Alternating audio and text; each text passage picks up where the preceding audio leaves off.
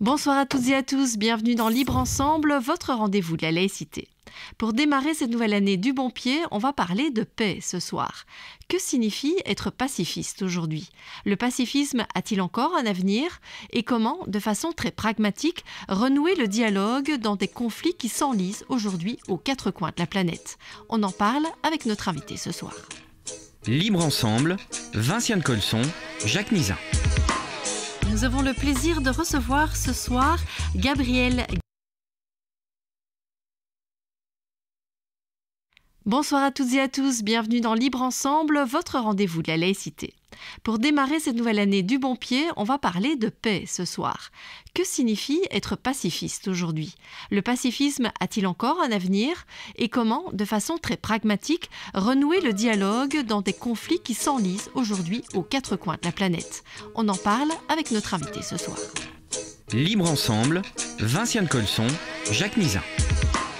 Nous avons le plaisir de recevoir ce soir Gabriel Galis. Bonsoir. Bonsoir. Vous êtes le président du conseil de la fondation du JIPRI, l'Institut international de recherche pour la paix à Genève. Alors, sur le site du JIPRI, il est noté que vous êtes entré en irénologie en 2002. C'est quoi l'irénologie, Gabriel Galis? L'irénologie, c'est un terme forgé à partir du grec. Irénée, c'est la paix. Et puis, la logie, logos, c'est la connaissance. Donc, c'est l'étude de la paix. Je dis irénologie parce qu'en anglais, on dit peace researcher. Mais si vous voulez le traduire en français, vous vous heurtez à un problème. Est-ce que c'est la recherche sur la paix ou de la paix? Ou pour la paix? Pour la paix. Et pour dire tout en un mot, je dis irénologue, comme il existe des polémologues qui sont les chercheurs pour la guerre ou sur la guerre. Alors, quelle est justement la différence entre vous les chercheurs pour la paix ou sur la paix, et ceux qui vont plutôt étudier la guerre? Parce que la frontière est fine, finalement. La frontière est fine, et elle est tellement fine que j'ai proposé qu'on fasse un colloque commun. Et ça a donné lieu à un cahier du JIPRI sur Regard croisé sur la guerre et la paix avec des polémologues de Strasbourg. Et finalement, la grosse différence... Je dirais qu'il y en avait deux qui sont ressortis. Un, c'est que les polémologues, en tout cas ceux que j'ai rencontrés, parce que c'est partout, il y a plusieurs écoles, même à l'intérieur de la polémologie ou à l'intérieur de l'irénologie, il y a des écoles. Eux, ils prétendent à la neutralité axiologique de Max Weber. Encore que Max Weber, c'est pas si clair que ça, sa neutralité. Est-ce que le chercheur pense qu'il est neutre, ou est-ce que le chercheur sait qu'il n'est pas neutre et annonce quels sont ses postulats? Déjà, il y a plusieurs interprétations de la neutralité. En tout cas, c'est ça. Et nous affichons notre position dès le départ. La phase 1 de toute étude sur la paix, c'est d'afficher nos principes, nos objectifs. C'est-à-dire les droits de l'homme, la charte de l'ONU, le droit international, le droit humanitaire international. C'est notre religion, c'est notre Bible à nous. Bon. Après, on fait comme toutes les autres recherches d'autres disciplines, on étudie. Puis en phase 3, on évalue la confrontation entre les principes, phase 1, et les résultats de la recherche, phase 2. C'est la phase 3, évaluation. Et phase 4, c'est les préconisations. C'est-à-dire qu'une fois qu'on a fait tout ce travail, on ne va pas se coucher. On dit, au vu de cette situation, nous recommandons au pouvoir politique, aux décideurs, de faire ceci ou cela. Mais évidemment, ce ne sont que des préconisations. Nous, on n'est pas les décideurs. On est les conseillers. Donc c'est un rôle à la fois gratifiant et un peu ingrat, parce qu'en fait, on n'écoute pas nos conseils très souvent. Voilà. Mais vous les donnez, ça ne vous empêche pas de les donner. Non. Alors, Gabriel Galis, on sort de 2024 avec des conflits aux quatre coins du monde. Alors évidemment, il y a l'Ukraine, il y a Gaza, mais il y en a beaucoup d'autres, la République démocratique du Congo, le Soudan, le Yémen, la Birmanie, je vais m'arrêter là, mais on sait qu'il y en a aux quatre coins du monde. La paix n'est-elle pas tout simplement une utopie irréalisable ? Mais l'homme est une utopie, et quand je dis l'homme, c'est au sens allemand du mot der Mensch, c'est l'être humain, en s'entend clair. Bien sûr que ce sont des utopies. La liberté, c'est une utopie. La devise de la Belgique, l'union fait la force, c'est une utopie autant que liberté, égalité, fraternité, parce que la Belgique, elle n'est pas toujours unie. Les gens, ils sont en désaccord, voilà, entre le nord et le sud, entre la droite et la gauche. Bon. Tout ça, ce sont des utopies. Mais ce sont des utopies qui permettent de guider l'action au quotidien. C'est-à-dire, utopie au sens littéral du mot, c'est le lieu qui n'existe pas. Voilà. C'est le non-lieu. Le non-lieu. Ben, ce lieu qui n'existe pas, il faut le créer. Il est à créer. Le monde est à créer. L'humain, il a 2 millions d'années. Les premiers hominidés de 2 millions, 2,5 millions, c'est pas encore des homo sapiens, mais c'est... Bon, la Terre a encore 4 milliards d'espérance de vie avant que le Soleil implose ou il se passe une catastrophe qui est déjà prévue par les astrophysiciens. Mais en fait, on est dans l'enfance de l'humanité. Si on regarde le début et la fin, bon, vous direz que ce ne sera peut-être pas la fin parce qu'on ira sur une autre planète. Peut-être que Musk aura trouvé des engins pour aller vite vivre sur une planète habitable, mais on n'y est pas. Pour le moment, on a une période de vie limitée. Et on est en train d'écrire les brouillons de l'humanité. L'histoire de l'humanité, c'est court. L'histoire du capitalisme, c'est 500 ans. L'histoire de toutes ces choses qu'on croit éternelles, elles ne sont pas éternelles. La naissance des États. Donc la paix, c'est d'abord la paix pour le chercheur sur la paix, c'est pas l'absence de guerre. L'absence de guerre, c'est ce qu'on appelle la paix négative. C'est le premier pas. Quand il y a un conflit, on commence par faire un cessez-le-feu. Cessez-le-feu. On arrête de se tirer dessus, après on discute, après on arrive à un accord de paix, si tout se passe bien. Hein. Et puis ceux qui sont alors polémologues ou diplomates, ils sont contents. Les plus futés disent oui, mais il faut que ça dure. Parce que si on fait une paix injuste, les racines du conflit vont revenir. Si vous n'allez pas arracher une mauvaise herbe dans votre jardin, si vous vous contentez de couper la tige, printemps d'après, elle revient. On l'avait vu en Première Guerre mondiale, Deuxième Guerre mondiale, il y avait déjà un peu l'enchaînement des guerres ont leur logique. Donc il faut aller jusqu'aux racines pour extirper les causes de l'injustice. Parce que tant qu'il y aura une injustice, guerre civile, guerre internationale, il y aura les raisons du conflit qui vont revenir. Donc il faut vraiment s'appuyer sur le droit et aller au-delà du droit. Parce que le droit, il a des limites quand même. Il a des zones d'interprétation. Donc la seule chose, c'est de dialoguer, se mettre autour d'une table. Moi, on a participé, mon institut, ou moi à titre personnel, à des facilitations de conflits. On a mis des gens en présence qui avaient vocation à se taper dessus pour leur dire, bon, d'abord, on s'écoute et puis on va trouver des solutions. Donc on a travaillé, nous, sur Inde-Pakistan, sur Iran-États-Unis, sur Irak. Voilà. On a mis des gens ensemble. Puis après, ils suivent pas, ça c'est une autre question, mais on leur a donné les conditions, on leur a procuré les outils, on leur a demandé, on leur a expliqué comment s'en servir, puis après, s'ils les laissent rouiller dans le jardin, c'est pas notre problème, quoi. Je veux dire, vous avez ouvert un dialogue, en tout cas. Voilà, on a ouvert le dialogue. Et qu'est-ce qui explique qu'aujourd'hui, par exemple, pour arriver avec un élément concret, qu'est-ce qui explique que dans un conflit comme celui en Ukraine, on ne parvienne pas encore à ouvrir ce dialogue ? D'abord, il ne fallait pas entrer dans la guerre. Hein. La meilleure solution pour ne pas sortir d'une guerre, il vaut mieux pas y rentrer. Et pour ne pas y rentrer, il y avait plein de conditions. Je veux dire, je rappelle, parce que c'est quand même ça, en 89, le président de l'Union soviétique, Gorbatchev, est allé à Strasbourg, au Conseil de l'Europe, en expliquant « nous voulons construire une maison commune avec les Européens ». Un an avant la chute du mur de Berlin.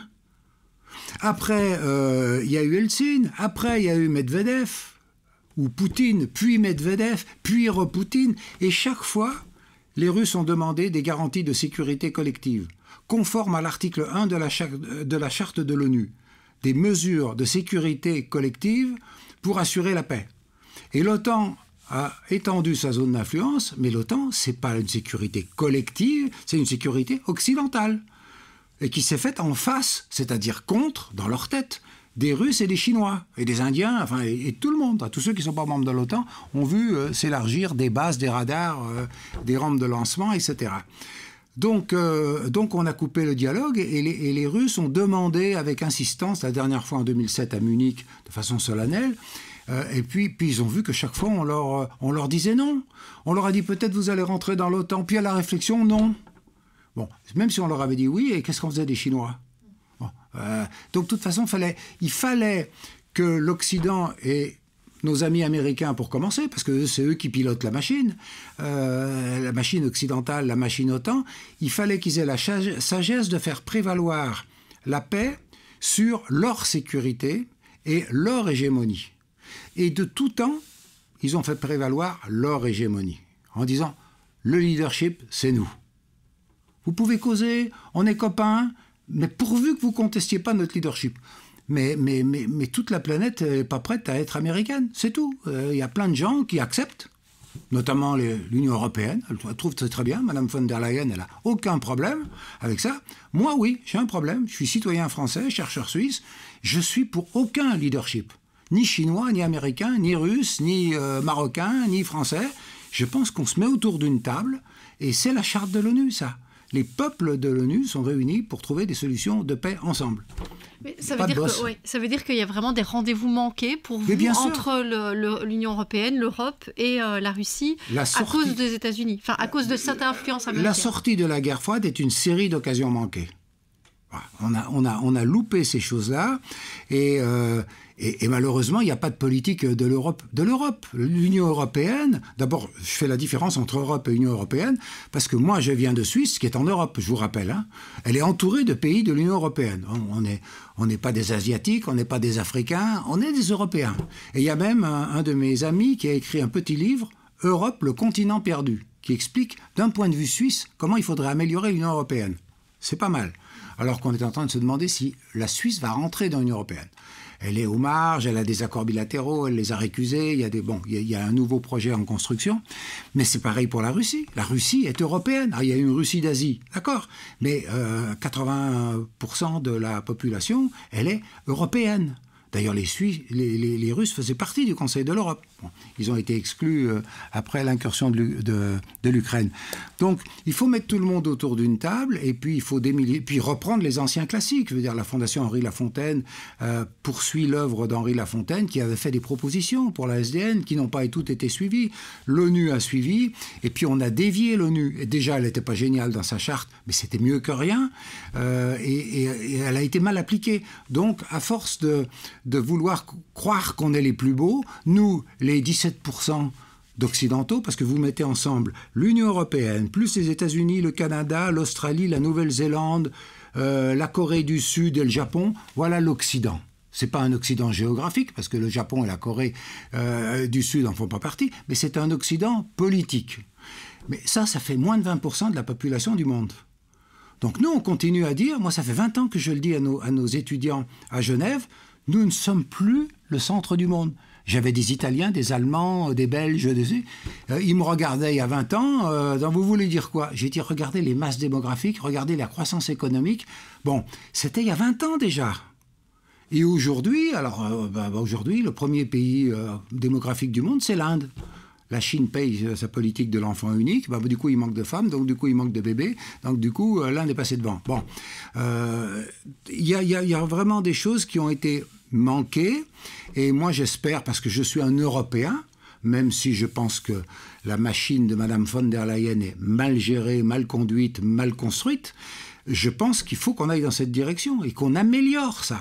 Faut qu'on arrive à trouver des solutions et non pas suivre les Américains. Quand Biden a dit « je vais faire une jetée à Gaza », vous avez entendu dire « il voulait faire un port ». 24 heures après, même pas, 18 heures après, Madame von der Leyen dit « je vais affréter un bateau pour aller depuis Malte sauver Gaza ». Et pourquoi elle a dû attendre que M. Biden parle de construire un port pour se réveiller? Elle n'aurait pas pu, avant, dans sa tête de président de la Commission européenne, trouver une solution tout seul, celle-là ou une autre. Moi, j'ai fait une proposition, avant Biden, avant von der Leyen. Je dis qu'il faut envoyer des bateaux par la mer de secours, avec des marines de guerre d'un pays volontaire, pour faire comprendre à Israël qu'on respecte le droit humanitaire. Point. Il ne s'agit pas de tirer sur Israël, il s'agit de dire si Israël tire sur des bateaux d'approvisionnement, alors on riposte. C'est tout. Bon, voilà le genre de situation où les pays de l'Union européenne sont absents.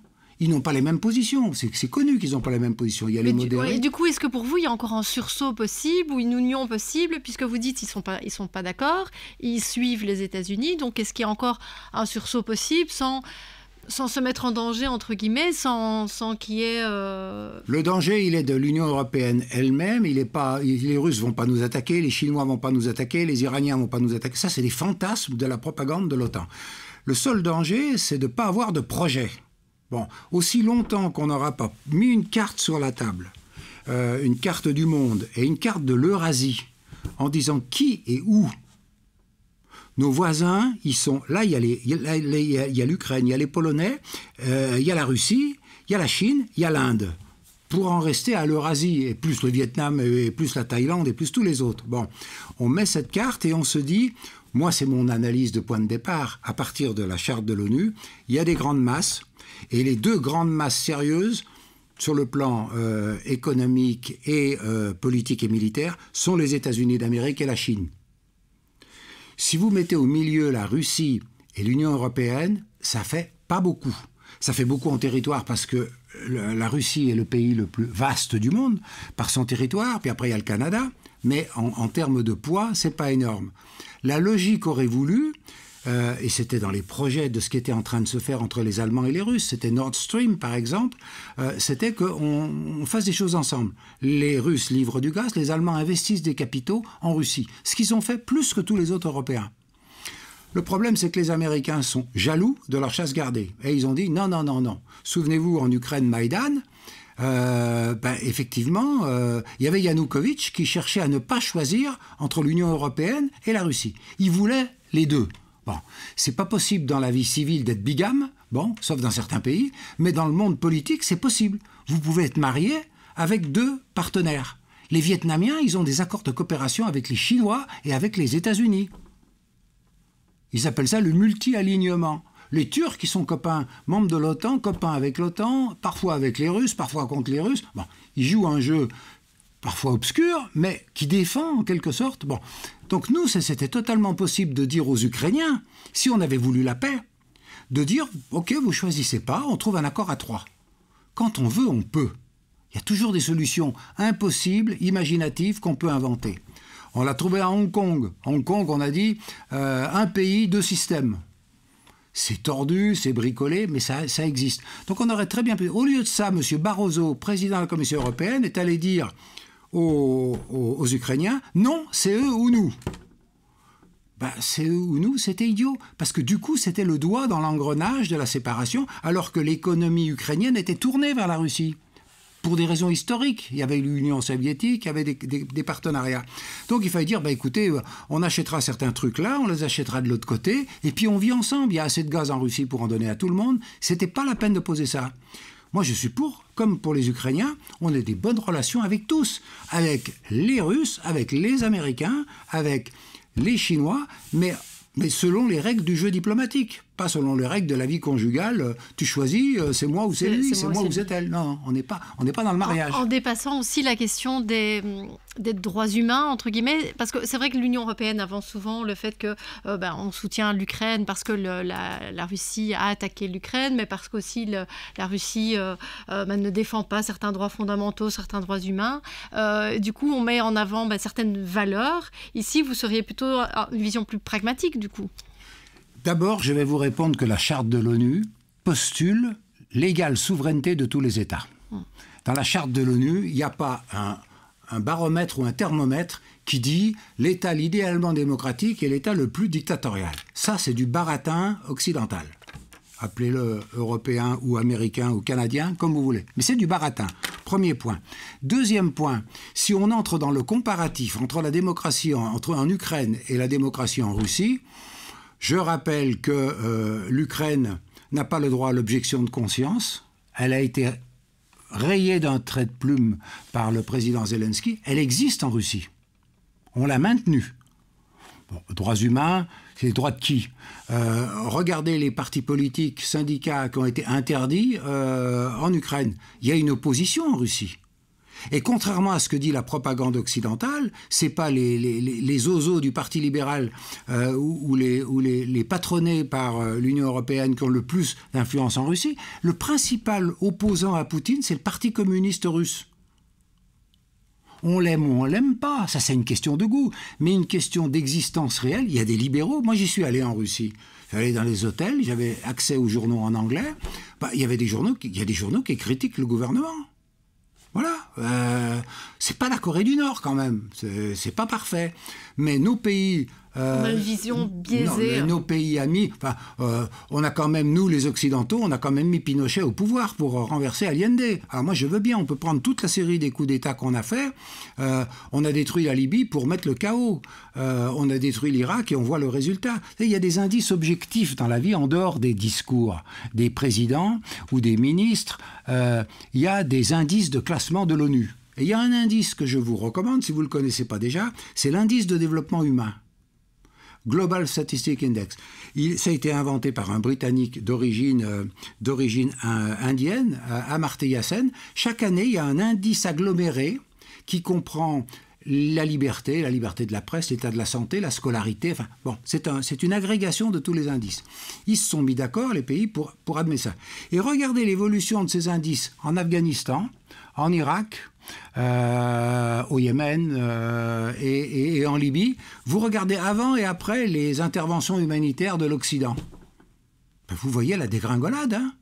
Vous allez dire que vous allez faire le bonheur de la femme afghane. Faut voir l'état de l'Afghanistan, concrètement.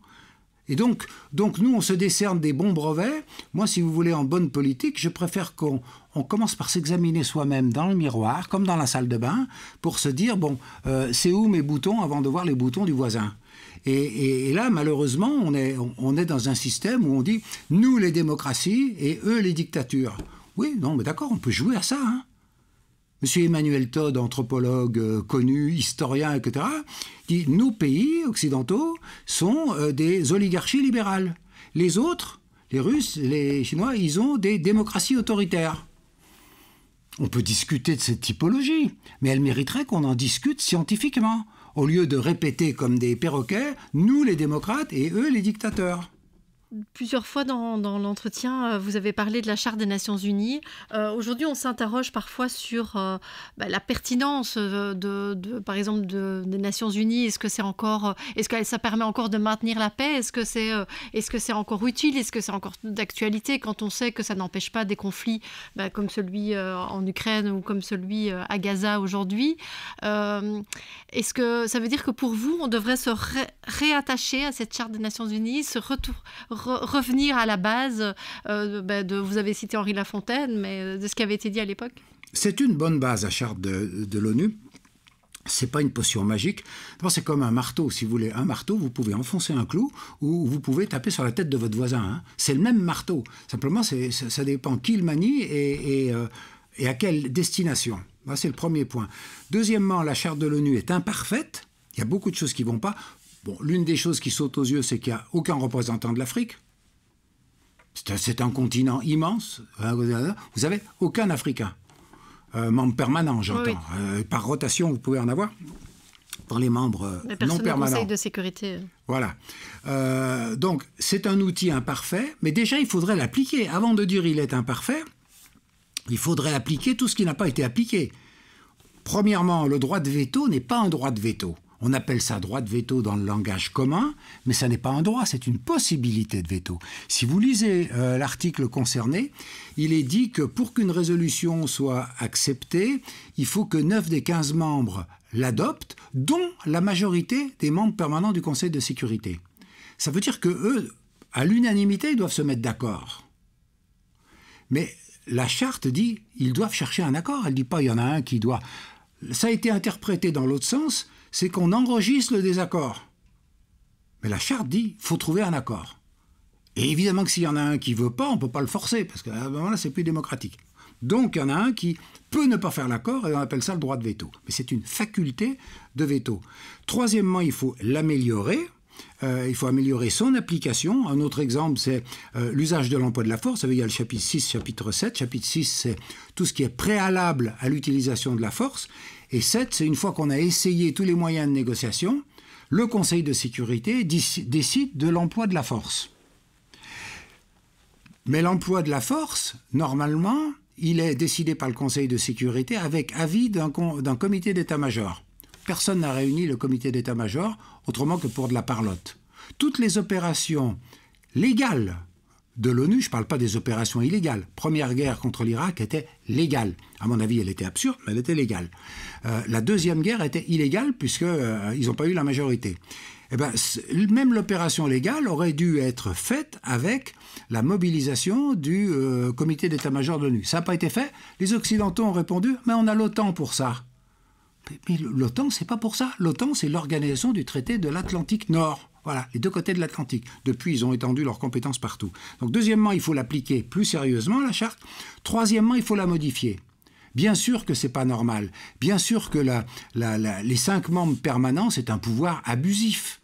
Qui est 2 pays de l'Union européenne et puis qui n'est pas d'Africains, et puis qui est que la Chine. D'ailleurs, c'est pour rappel anecdotique, quand la charte a été signée, ce n'était pas la République populaire de Chine qui était membre, c'était Taïwan. Parce que les Américains avaient souhaité qu'on y mette leurs amis. Et quand les Russes ont demandé qu'on mette les Français, parce que les Français étaient un petit peu neutres, De Gaulle, etc., les Américains ont dit oui, dans ce cas-là, on met aussi le Brésil. Parce qu'à l'époque, le Brésil était leur copain. Bon, bref, chacun a voulu mettre ses copains là-dedans. Et c'est simplement avec la montée en puissance de la Chine et le rapprochement entre les États-Unis et la Chine de Mao Tse-tung que dans les années 70, la République populaire de Chine est devenue membre permanent de l'ONU, ce qu'elle n'était pas au début. Donc vous voyez que c'est une cartographie des forces à un moment donné, c'est-à-dire à l'issue de la Deuxième Guerre mondiale, où chacun s'est compté. Aujourd'hui, il faut trouver d'autres solutions. Et je crois que les BRICS, c'est tout ce qui est en train de se chercher. C'est un message à l'Occident disant il faut que vous révisiez vos positions, parce que ça ne peut pas continuer comme ça éternellement. Vous ne pouvez pas dicter votre loi. Le dollar, ce n'est pas la monnaie internationale de droit. C'est un abus de pouvoir. Bon. Les guerres ne sont pas que des opérations militaires. La plupart des guerres, aujourd'hui, sont des guerres de propagande, des guerres de communication, des guerres économiques, des guerres monétaires, financières dont monétaires, etc., etc., etc. La cybersécurité, les cyberattaques. Bon, mais ce n'est pas simplement les méchants russes et les méchants chinois. Tout le monde le fait. Mais nous, on est persuadé qu'il n'y a que nous. Donc, le point de vue du chercheur pour la paix, c'est de se dégager un petit peu de tout ça. C'est peut-être plus facile quand on est dans un pays qui était neutre. Bon, la population est encore neutre, le gouvernement plus tellement. Mais il y a quand même une tradition de neutralité qui reste, où de là, on peut observer les uns ou les autres et accueillir la diversité. Voilà un peu la façon de gérer. On arrive à la fin de l'émission, mais du coup, j'ai juste envie de vous faire réagir sur une toute dernière chose qui est liée à l'actualité. Quel regard, justement, de chercheur sur la paix vous avez sur ce qui se passe en Syrie aujourd'hui? Est-ce que pour vous, c'est un début de paix ou pas? Non, c'est clairement pas un début de paix. D'abord, les rebelles modérés, ils sont à 85% des mercenaires étrangers. Ils viennent de partout, y compris de la Libye, y compris d'autres pays. C'est des chiffres qui ont été publiés par le département d'État et l'armée américaine de 2014. Alors, les derniers, je ne les ai pas, mais ça n'a pas dû changer énormément. C'est essentiellement des forces étrangères. Deuxièmement, cette opération, elle entre dans un projet global qui est celui d'Israël et des États-Unis de diviser les pays voisins en morceaux pour qu'ils aient moins de poids. Bon, diviser pour régner, c'est un vieux principe de tout conquérant. Et donc, dans cette opération-là, le régime était très imparfait. Cela dit, il y avait un multiconfessionnalisme, il y avait une relative paix civile avec beaucoup de prisonniers, avec des gens qui étaient torturés, avec des gens qui étaient pendus, etc. C'est vrai tout ça.